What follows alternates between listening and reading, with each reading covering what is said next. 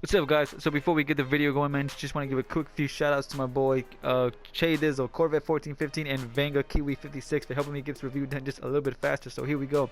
Campus here with Kevin White, 82 overall, short pass style, 6'3", 97 speed, 92 catch, 88 release, 91 jump, 91 catch in traffic, 90 spectacular, 69 elusiveness, and 77 route running. Obviously, this is not somebody that you want to turn into a possession receiver. You just want to use him for streaks, slants, and drags. That's about it, which is not really much of a surprise. But anyways, enough talking, man. Let me show you how to use them and the best way to use them if you pick them up. I've been waiting for so long for someone to replace Brashad Perriman. Nothing against Perriman, it's just that he is not dependable when it comes to catching the ball in traffic. Now, of course, I'm not saying that Kevin White is a beast in catching in traffic, but he's definitely an upgrade over Perriman. Now, if you're going to use White, man, I recommend only throwing to him with streaks, slants, and drags. That's about it.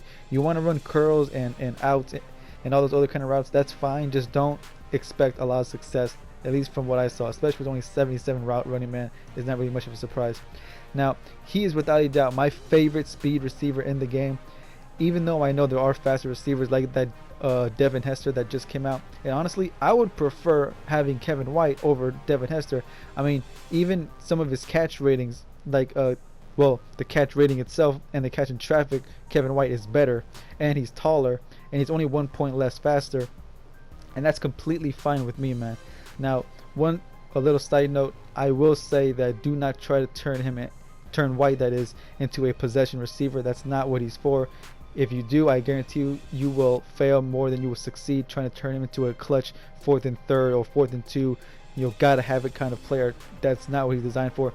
This was the #1 shocking thing to me right here. How often he came down with the deep pass, and this right here is why I'm so glad he was released, and why that I think he's better than Devin Hester. Now, granted, I have not played with Devin Hester. For all I know, maybe Devin Hester can come down with these jump balls, but I would not bet my money on it because, like I said, he even has better catching stats than Devin Hester, and he's taller, so that probably is why he's jumping up and making these passes. So, like I said, not only is he a deep threat with his speed, he's also a deep threat in catching the deep passes. Now, of course, I'm not trying to say that he's the #1 deep threat in the game. I'm not trying to say he's better than Hopkins or Rice or any of those guys with the deep pass. I'm just saying I was surprised with how many times he came down with it. And yes, this right here is my point. He will drop passes from time to time. And this right here also, like I said, do not try to lean on him on clutch situations. That is not what he is for. The only time you should throw to him deep is if you see he's got to step on somebody. That's about it. All these passes that he was catching deep that you saw, you know, of fighting for the ball, those were only because I thought he had the corner beat and I was wrong, and I had to just cross my fingers and hope that it did not get picked off. With Brashad Perriman, that was a huge deal for me.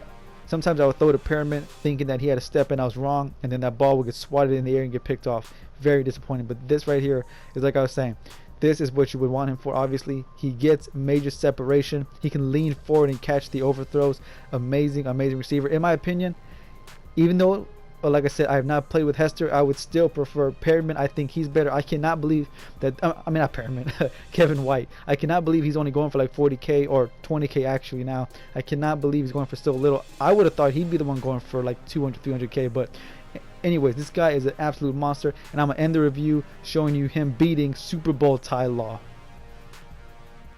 Anyways, guys, that's going to be the end of this review. My final thoughts: do I think he's worth 40,000? Absolutely, man. That is a huge deal, man, for a card this good. Now, is he top 5? Okay, I'm sure some of you guys are going to probably bite my head off on this right here. You guys are not going to agree with me here, but you know what? I said it with Brashad Perriman, and I'm going to say it with Kevin White. Kevin White now replaces Perriman as the #5 top receiver in the game, in my opinion. And now, one more time, I will tell you why that is, for the same reason Brashad Perriman had that spot for so long. Being 6'3" and having 97 speed, and being, say, 5'10" and having 97 speed is not the same thing when it comes to the deep pass. And that is because if you throw the ball deep to your receiver with 97 speed, the taller they are, the further they can reach out if it's overthrown on purpose, which you can do if you just leave the pass up. You know, you'll throw the ball a little deeper than you're supposed to, and your receiver will have to lean forward and pick it up. Now, if you have a short receiver like 5'11", 5'10", and if the cornerback is like, say, 6 foot or 6'1" or taller, they'll also lean forward with you, and because he's so much taller than the receiver, your hands will be, side by side, and most likely that ball is going to get slapped to the ground. However, if the receiver is also say 6'2" or 6'3" or taller, when they lean forward, that corner is not going to be able to lean forward and reach hand to hand because they're, taller than the corner, which means that it will not get slapped down. He will catch it and just run with it, which is why I love to have Perryman on my team. Of course, there were other 97 speed receivers like Tavon Austin and such, but they were so short that kind of stuff would happen a lot. You would lean forward and the corner would lean forward and just slap the ball down, or at least have a better chance to do it. You can't really do that with Kevin White. As you can see in those plays, man, I would always throw the ball extra deep if I saw that he had a step on him, and he would just lean forward and just catch it with his fingertips. So that is why I have Kevin White as my number 5 receiver.